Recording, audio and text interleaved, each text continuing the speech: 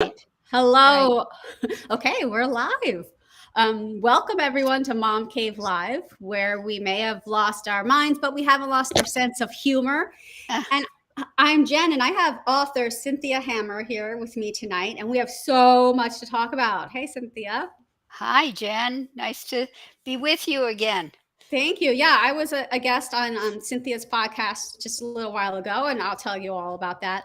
But we like for this to be interactive. So we can read the comments. If you have any questions or comments, just pop them in there, and we will be watching it and we'll be talking with everybody. So Cynthia wrote a book. First of all, congratulations on actually writing an entire book because not everyone can do that. Well, and especially if you have ADHD, it's a little hard to do. Yeah. And I only did it because I was forced into isolation because of COVID. Oh, I think we can all blame COVID, good and bad, on many things. And yeah, it made us do some things we wouldn't have otherwise done. Um, Well, I think at least women I talked to, a lot of women figured out their ADHD because of COVID. So it was good in that way. They were home watching TikTok, watching Instagram, and they started recognizing themselves. right. Well, that is definitely what happened to me and some of my Oh, friends. really? So I would love to talk about that. Um, before we do, I'll flash up the book, and the link to the book it'll be in the comments. But this is Ah. Cynthia's book, and when oops, see, I'm having all my crazy things happening here with my screen. We don't need to see you. Okay. So when there we go. Now we want you to be next to me. The technical difficulties. There we go. May Okay, that's much better. just slow motion, it's working slowly. Sometimes when you have ADHD, it seems like your brain either is working too quickly for the situation or too slowly for the situation, but it's never on it. Well, someone wrote the other day, which I really responded to, about how time differs, and they said, "If you're getting ready to go someplace, time is really short, but if Mhm. you're waiting for someone, Oh, time is really long." that's true. That's so And they were true. talking, back and forth between when time seems to drag on forever and Hmm. when it goes by so quickly, you can't imagine you're running late. Right. And that's like parenthood in general. It's like the Uh, days, the silly cliche, the days feel so long, but yes. but the years are Especially short. when school gets out for the summer. Those first few days of summer Oh, are really long. they are very long and very rough. So let's get back to the ADHD talk. Okay. Like you said, it seemed like with the advent of TikTok, all of a sudden there were all of these people telling you about how adult women were not diagnosed at all or incorrectly diagnosed, that they had ADHD, and everyone was sort of figuring it out by listening to each other's symptoms and experiences and going, "Oh, that's me. I see that in me." Um, so, do you think that the rates of ADHD have gone up, or just the rates of being diagnosed have gone up? Well, I'm reading that even for autism and for ADHD, the symptoms were based on research done mostly on males. And Hmm. so it's more natural that the males are getting drawn out. Besides that, the I can't say the girls don't have physical hyperactivity, but the men are more free to release their physical hyperactivity, so they got diagnosed more often. Mm, And the average age of children getting diagnosed is 7, but that excluded all these girls that weren't right. getting diagnosed at all. And even now, we think only about 20% of the adults know that they have ADHD. So there's a big backlog. When you say have ADHD, to me, it's always like that kind of sounds like, is it a not a disease, but it's a disorder. But what you have, I guess, is a collection of symptoms or a way. I'm not making any sense right Yeah. now, but I is it's not like I have this disease. It's more like I have these characteristics of that. That's maybe the way my brain works. Is that correct? I would think so. It's down to our brain wiring, and there's certain things that are harder for us to do, and maybe there are other things that are easier for us to do. But we're in a minority. Hmm. So the world is mostly set up for people who don't have brains like us. And we're trying to say, hey, just with a few adaptations, we'll function much better in situations where now we're often feeling ashamed or Hmm. awkward. We're not sure how to proceed.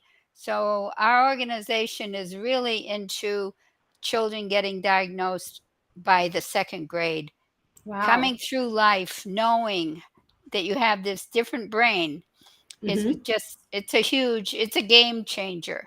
Yeah. Um, I don't know if you've experienced that yet, Jennifer, because you said you've only been diagnosed a couple of years, Hmm. but it usually takes more than a couple of years to really feel comfortable in a persona Hmm. that incorporates your ADHD.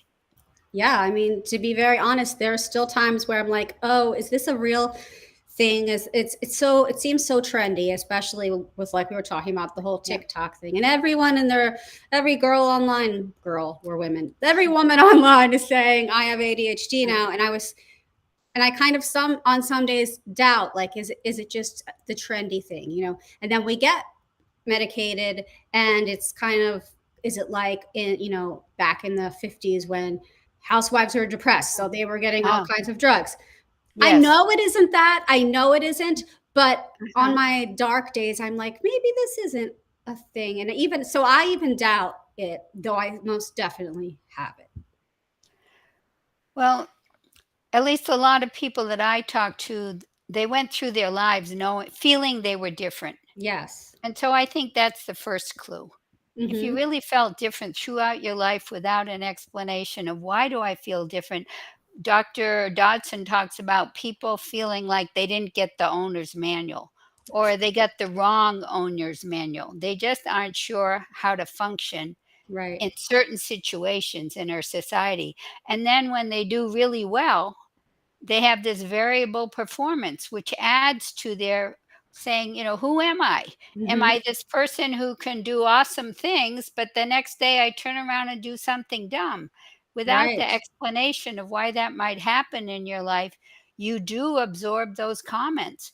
You're lazy, you're stupid, you're not Right. living up to your potential, and you have to say, "Yeah, I agree. I'm not living up to my potential, but I don't know how to." Right. Well, to me, I definitely always felt like different, but I just thought, this is just me. This is the way I am. Something's wrong with me. No, I don't know what it is, but you know, I don't have the energy other people have. I get overwhelmed so easily. I can't concentrate on one thing. And that's just me. And it's kind of this, that's a more negative way of feeling. Yeah, And people end up saying it's my personality flaw. There were mhm, some people that said, "I thought it was normal because my whole family was this way." So right. that was kind of, refreshing to hear, Yeah. that she didn't feel alone. Right. Well, that's good if you don't feel alone. Yeah. How common is it for it to run in families? Do you know the statistics on that? Uh, I think the research is that the likelihood is that 50% one or the other parent has it. It's that genetic. Hmm. And what I had heard 30 years ago, just from a practicing pediatrician, is that second to height. And you know how often we say, oh, he inherited his height from his Yeah, dad, or he of inherited course. his. They say that ADHD is the second most inheritable characteristic that they have found. I have So never it's heard that. Oh very, my goodness. very common. And beyond that, though, if you don't have ADHD in your family, you might have autism, you might Hmm. have bipolar. There are lots of, I guess, parts of the brain where things could just be wired differently.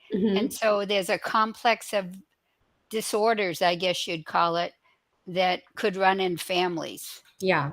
And how, if you don't mind me asking, how old were you when you were diagnosed? Well, it was 30 years ago, almost 31. I'm gonna Wow. be 80, next Tuesday, Oh, congratulations. and I got diagnosed when I was 49. And when I Okay. was diagnosed, which happens the same way happens now with a lot of adults is their child was getting diagnosed and they learned about it and figured this is me also. Okay. But when I was diagnosed, I was ashamed and sad, and I thought I was the only adult in America that knew they had ADHD.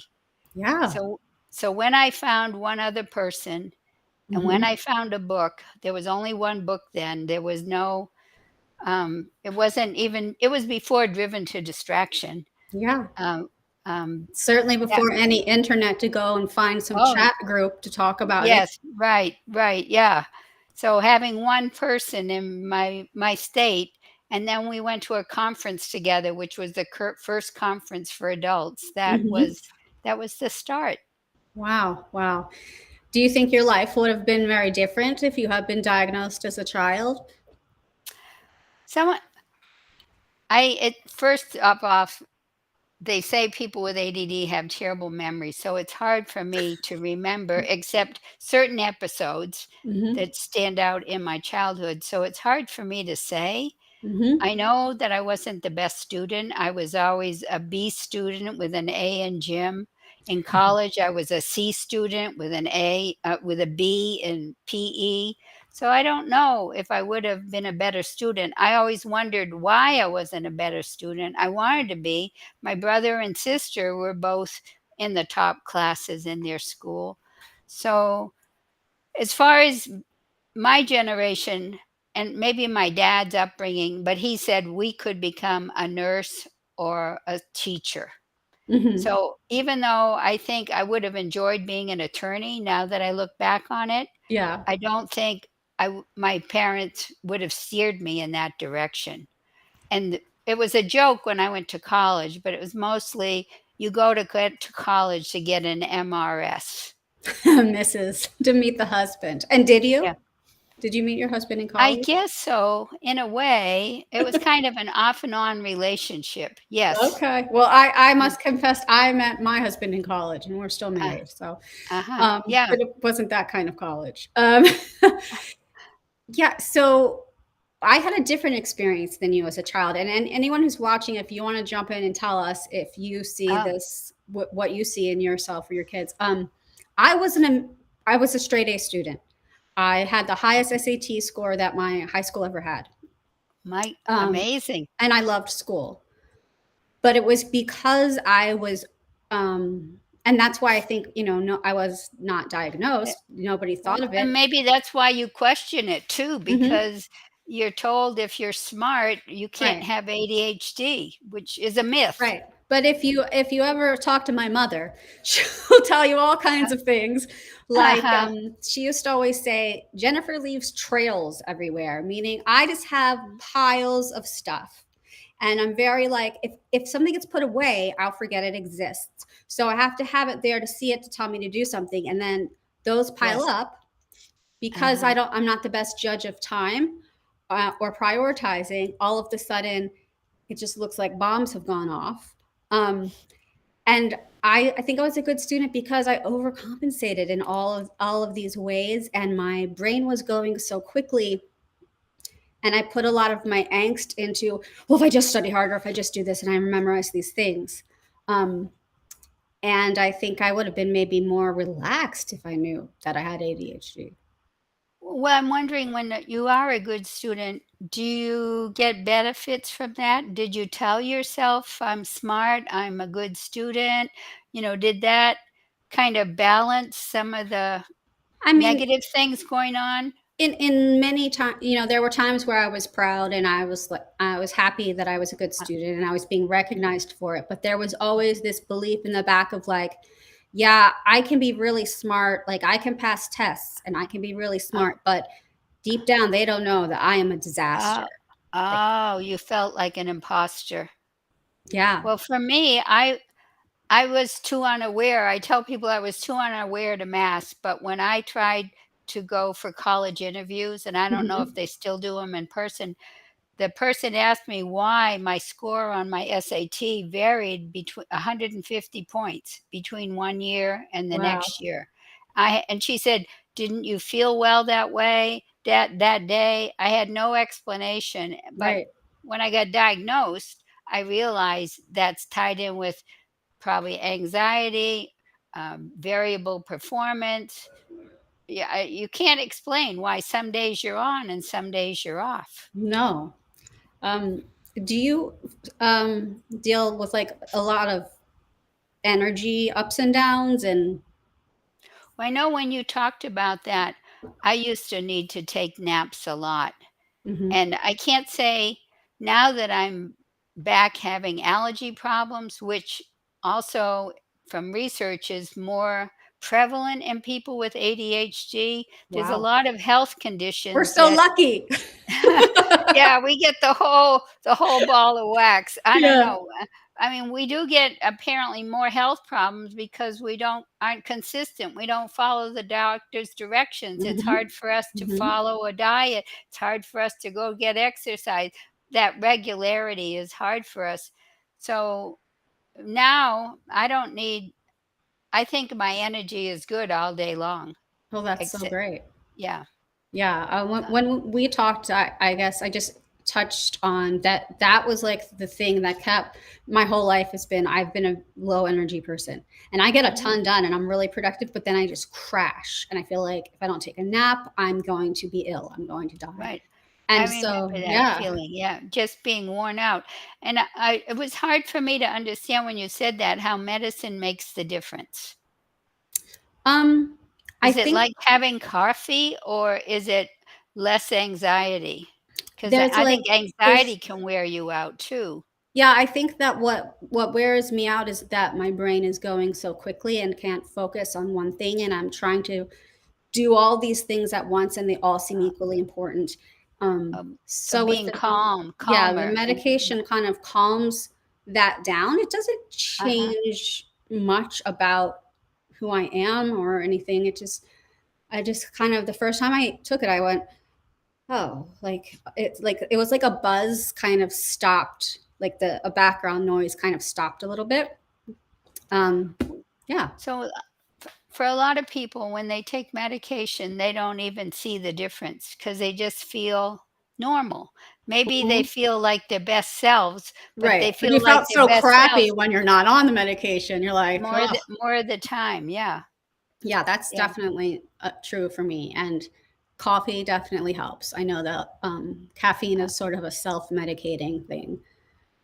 so you drink a lot of coffee I or try not to drink too much. I drink a uh-huh, cup in the morning, and I uh-huh. my routine. I definitely always have a cup in the morning and a cup at 5 p.m.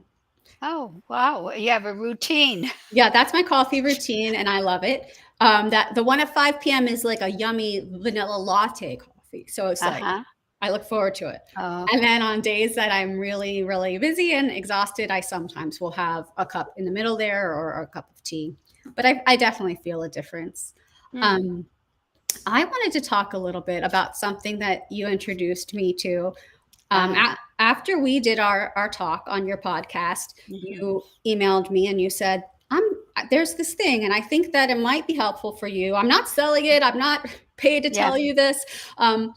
And I had heard of it before, but I never thought of really, really giving it a try. Can you just briefly say what that is about?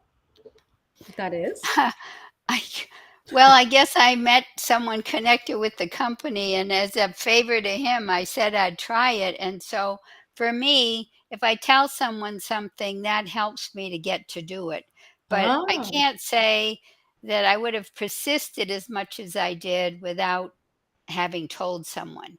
yeah. It's a video game that's on your cell phone. I don't know what the price is a month, but, um it's been scientifically constructed to improve someone's attention. It's not supposed to replace medication, Right. but it does improve someone's attention, and I've played since mid-July every Oh, day, good. Yeah.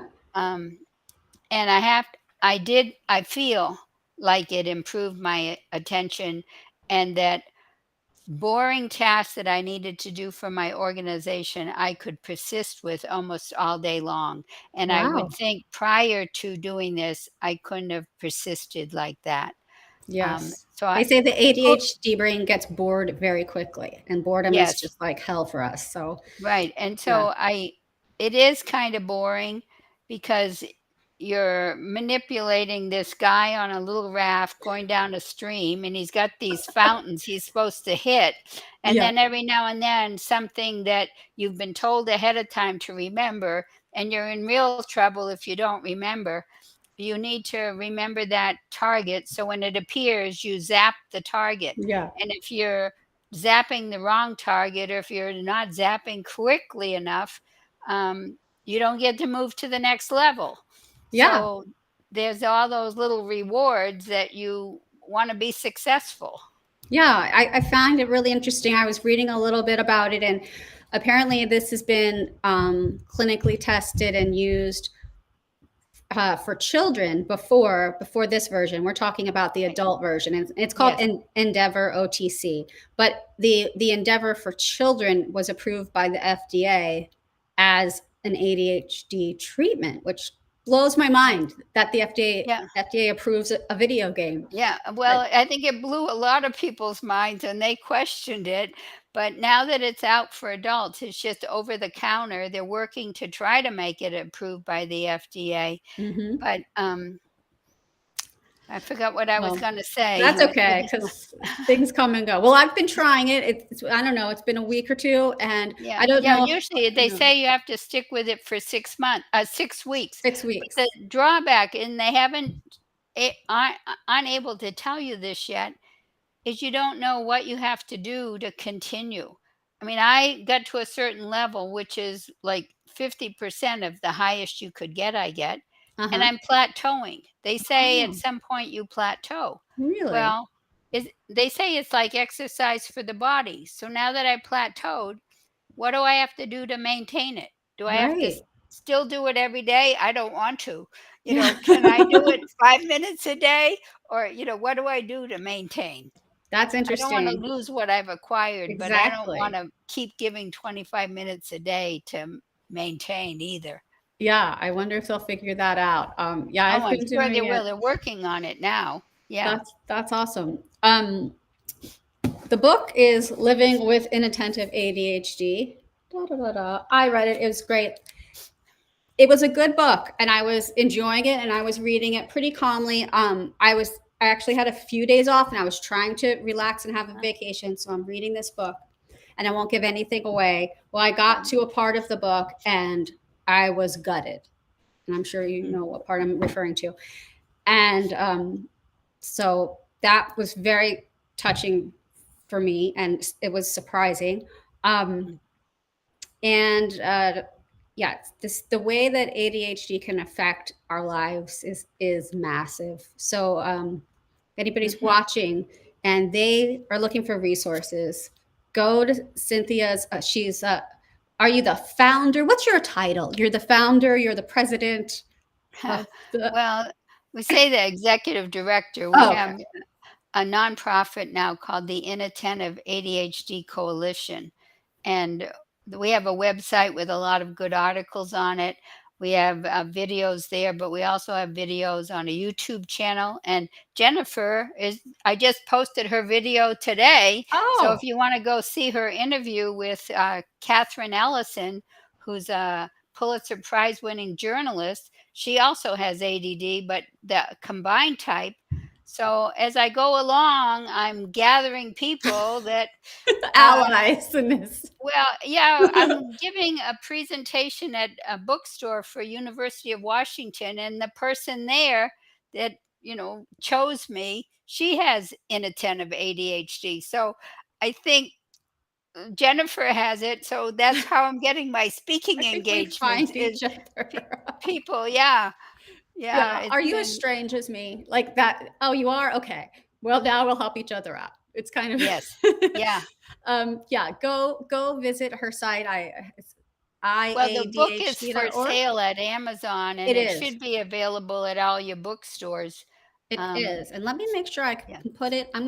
It should come Mm. up in the Should come up in the comments when I do this. Yeah. I Maybe, mean, now maybe that not. I've heard these bad things about Amazon, I hate to tell people to go there to buy my book. There we go. So ask for it at your library or ask your local bookstore to buy it because um, I'm f- I'm hearing that Amazon doesn't have some well, innocent and proven guilty, I guess, but there are cases out there that they kind of force people to not give a better price for their product anywhere else. Interesting.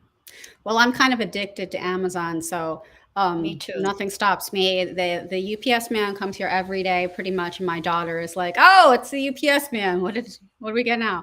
Um, Oh, not it's not the prime delivery person? no, I'm too rural for that, so the shipping takes a Oh. little longer to get to me.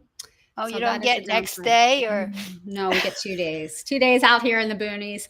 But I put the URL to the book right in the comments there, and oh, I thank you for right. writing it and for finding me. And keep doing what you're doing. You have a great mission. Thank you. Yeah. We're done. I think we're about done. All Okay. right. Thank you so much. Thank you.